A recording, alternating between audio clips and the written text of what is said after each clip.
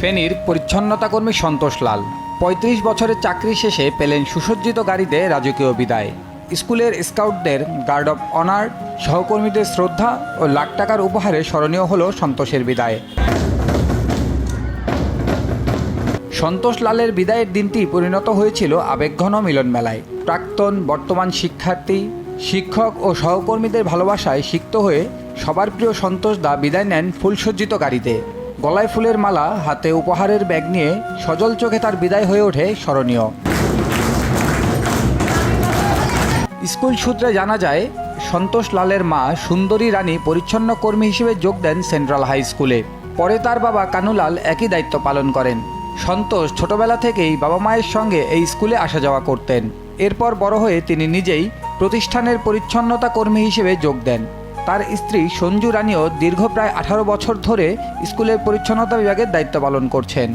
এই স্কুলের জন্য আমি বহুত পরিশ্রম করছি। এই স্কুলে আমি দুঃখ করছি, কষ্ট করছি। এই স্কুলে আমি আবার সুখও করছি। আমাকে স্যার যেই রকম সমর্থন দিয়েছেন, যেভাবে আমাকে এই স্বাগতম জানাইছেন, আমার জীবনে আমি কোনোদিন এটা কল্পনা করিনি।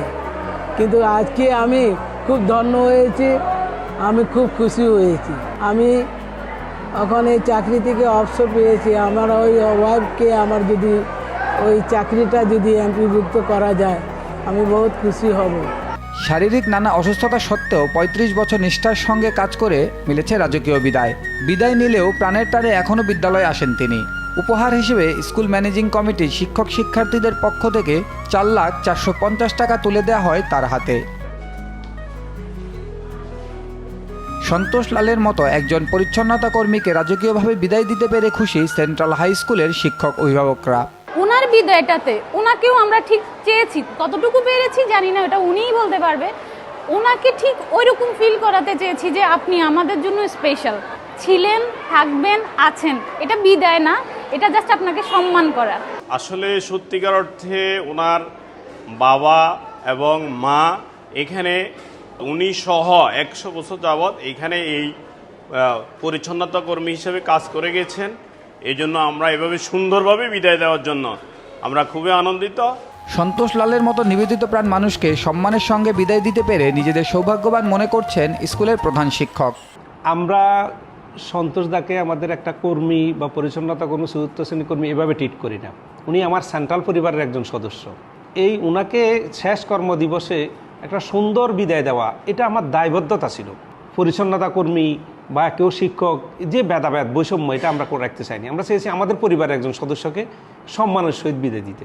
সমাজের বৈষম্য দূর করা ও পরিচ্ছন্নতা কর্মীদের সম্মানিত করতেই ভিন্ন রেওয়াজে বিদায় সংবর্ধনার আয়োজন করা হয়।